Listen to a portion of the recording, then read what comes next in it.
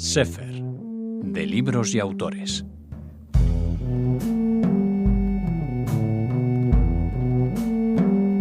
Recibimos en Radio Sefarad a Luis Fernando Moreno Claros. Bienvenido, Luis. Hola, buenas tardes.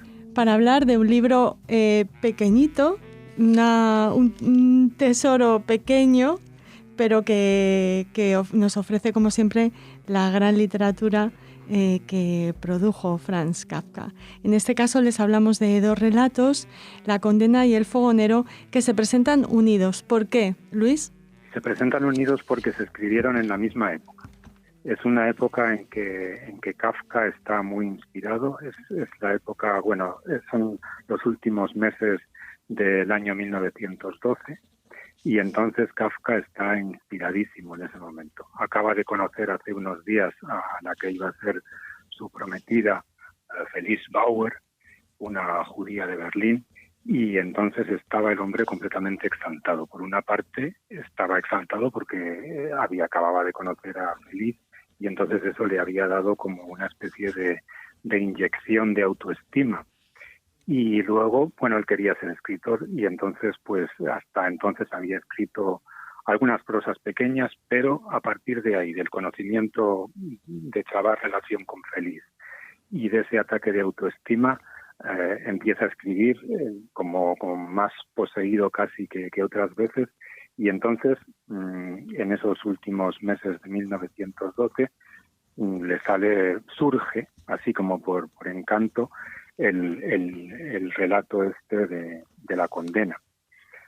A la vez se pone a trabajar también en El fogonero, que era parte de una novela larga que quería escribir, que luego será América. El fogonero es el primer capítulo, y también, en un mes después, escribe La transformación. O sea que fue una época extraordinaria para él, cuando surge el relato. La transformación, que muchos conocemos por la metamorfosis. ¿No te gusta la traducción de la metamorfosis? Yo he traducido La transformación y la metamorfosis a mí me gusta menos. Uh-huh. La palabra original alemana ahora mismo no me acuerdo cuál es la palabra. Die Verwandlung. Uh-huh. Die Verwandlung. Verwandlung en alemán quiere decir transformación. En alemán también hay otra palabra que es metamorfose. Entonces, Kafka podría haber elegido perfectamente la palabra metamorfose, pero eligió Verwandlung, y Verwandlung es transformación. La historia de ese título es muy largo, porque la primera vez que se utiliza la palabra metamorfosis para traducir esa obra de Franz Kafka es en España, en 1925. El relato se publicó en la Revista de Occidente, y entonces la persona que lo tradujo, que no sabemos quién es, no sabemos si es una mujer o un hombre, le puso ese título, le puso la metamorfosis, y de ahí lo cogieron las demás traducciones que se hicieron en otros países. En Francia, en Inglaterra, lo tradujeron como metamorfosis. Entonces el título es completamente aleatorio. Uh-huh. No se sabe por qué. Alguien piensa que pudo ser el mismo Ortega y Gasset, que por aquel entonces era director de la Revista de Occidente, quien encargase la traducción, y la persona que lo tradujo quizás quiso poner transformación, Verwandlung, pero Ortega le dijo que quizás mejor metamorfosis, no sé. El caso es que, y otro aval para este nuevo título de transformación es que Jorge Luis Borges, que durante mucho tiempo se supuso que era él el que habría traducido el relato para la Revista de Occidente, comentó en una entrevista que le hicieron que él no lo había traducido, porque si él lo hubiera traducido, hubiese titulado el relato como transformación. La transformación. Y no metamorfosis. Uh-huh. Sí. Bueno, estaba, como nos contabas, Kafka especialmente transformado en este periodo, tanto que comentas en tu epílogo, Luis, que el primero de los relatos, La condena, lo escribió en trance durante una noche, esperó a que se despertaran sus hermanas o casi sin despertarse y fue a leérselo, ¿no? Y que por primera vez sintió que realmente podría tener una vida como escritor. Sí, efectivamente. Ese relato lo escribió en trance, efectivamente, se puso a las 11 de la noche. A Kafka le encantaba trabajar por la noche cuando todo estaba en silencio y entonces no había ruidos de la calle porque él vivía en la gran ciudad de Praga y además al lado de un puente donde había mucho tráfico. Entonces, bueno, aparte de que por el día tenía que ir a estudiar, a trabajar, perdón, al trabajo de los seguros, a un instituto de seguros donde él trabajaba. Entonces aquella noche se puso muy cómodo y el relato le salió de un tirón, desde las 11 de la noche hasta las 6 de la mañana.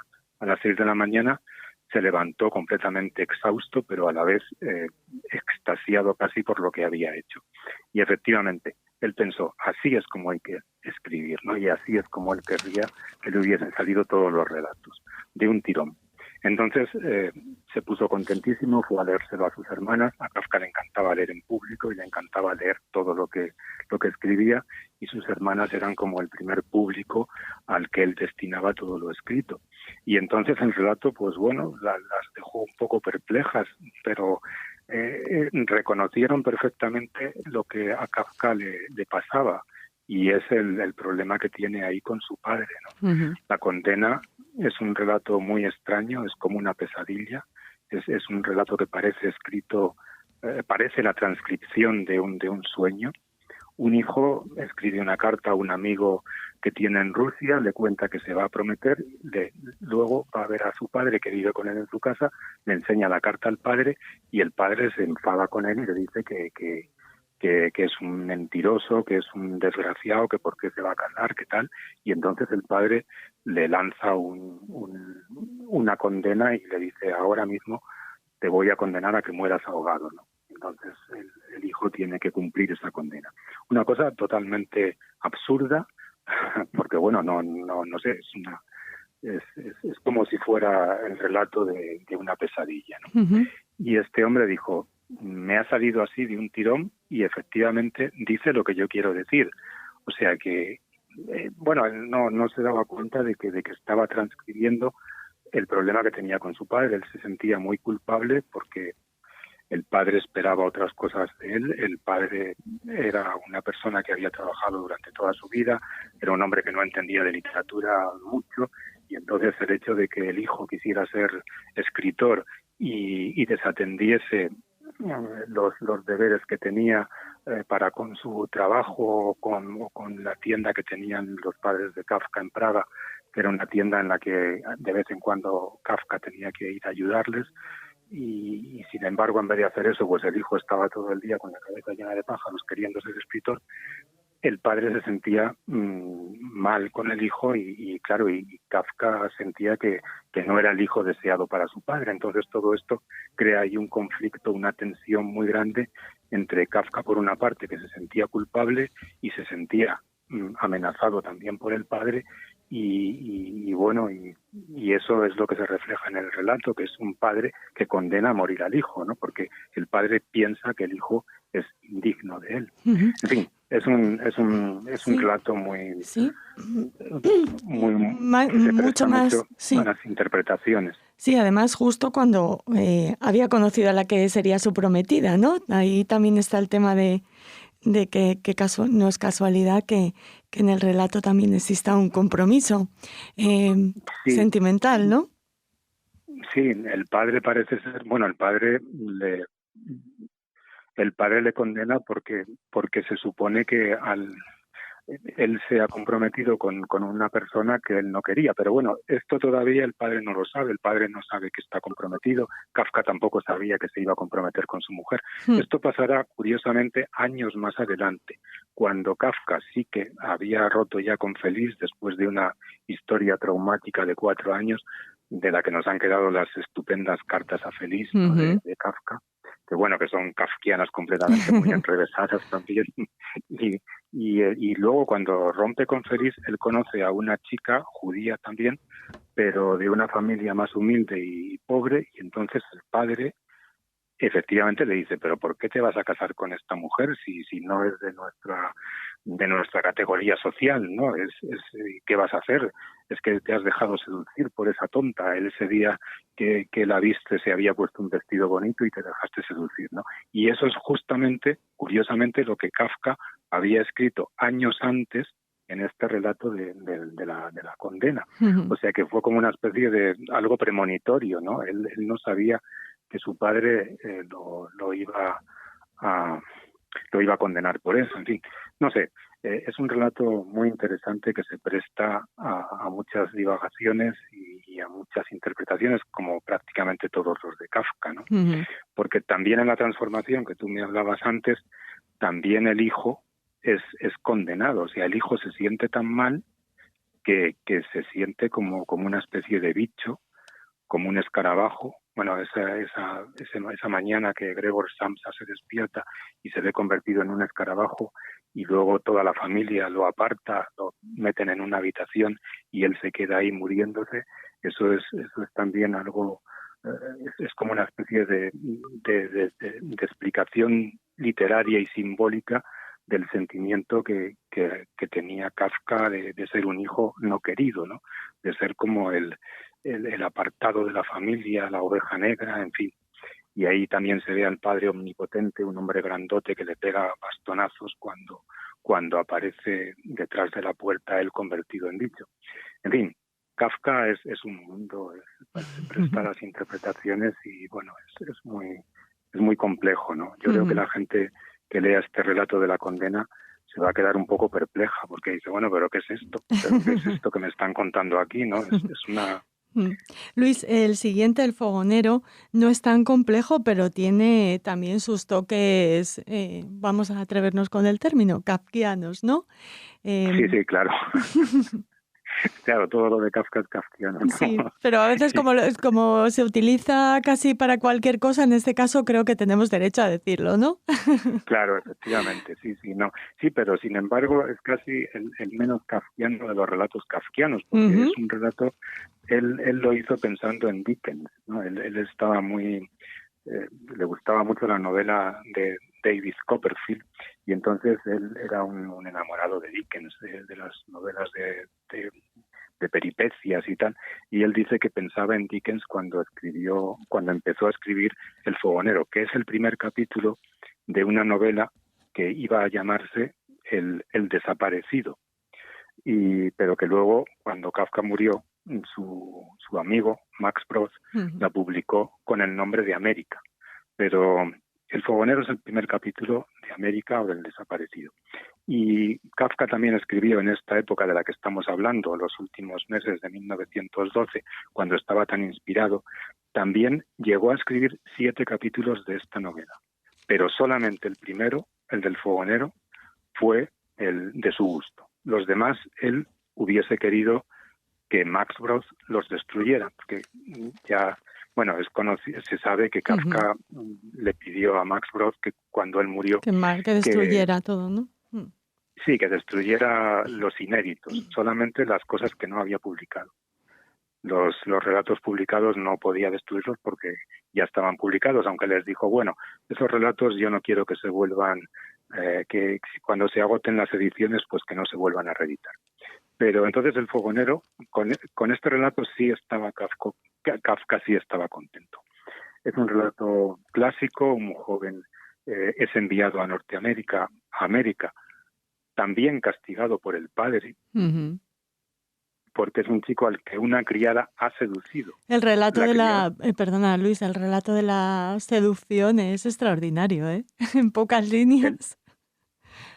Sí, el relato de la seducción, sí, la verdad es que, bueno, extraordinario y un poco morboso también, ¿no? Pero bueno, que sí, no, la verdad es que es el joven el que se ve seducido por la mujer, ¿no? O sea, porque normalmente en aquella época eran precisamente más bien los hombres, incluso los jóvenes, los que solían seducir a mujeres, en fin. Pero en este caso es ella, es la criada, que es aparece como una mujer pérfida, también como el símbolo de eso femenino que también a Kafka le causó muchos problemas a lo largo de su vida.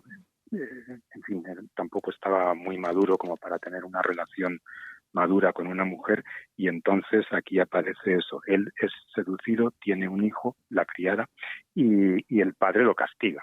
O sea, entonces lo manda a América para que vaya a vivir con un tío suyo, y este primer capítulo del fogonero cuenta cómo este personaje, esta persona joven, pues viaja en el barco y entonces conoce a un fogonero que está allí, que es también un hombre mayor, y parece ser como que el chico pues le gusta estar con este señor mayor, pero luego este señor mayor tenía un problema con las autoridades y entonces él va a ayudar a este señor mayor, y luego allí pues se encuentra a su tío. En Kafka siempre está el problema ese del poder, la lucha contra el poder, el inocente que es acusado de algo y bueno, pues que tiene que defenderse, ¿no? Es aquí el joven Karl Rossmann el que defiende al fogonero delante de unas autoridades, de las autoridades del barco. Y bueno, pues es entretenido el relato, la verdad, es entretenido, está muy bien descrito todo porque está escrito en un tono naturalista, no es onírico, como los demás relatos de Kafka.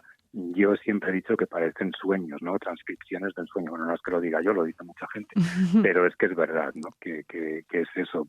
Es como si una mañana sueñas algo y te levantas y lo escribes, pues casi tienes un relato kafkiano. Bueno. Y aquí, sobre todo, eso está no sé si coincidirás conmigo, en cómo se encuentra con el tío, ¿no? Que no lo vamos a desvelar, para que nuestros oyentes puedan disfrutar al máximo de este libro que publica Acantilado, que tú has traducido, has elaborado también el epílogo, como les decíamos, muy interesante, no se lo pierdan. Y no sé si quieres añadir algo más, Luis. Bueno, que la traducción es difícil, realmente es difícil. Hay muchas traducciones en España de los libros de Kafka.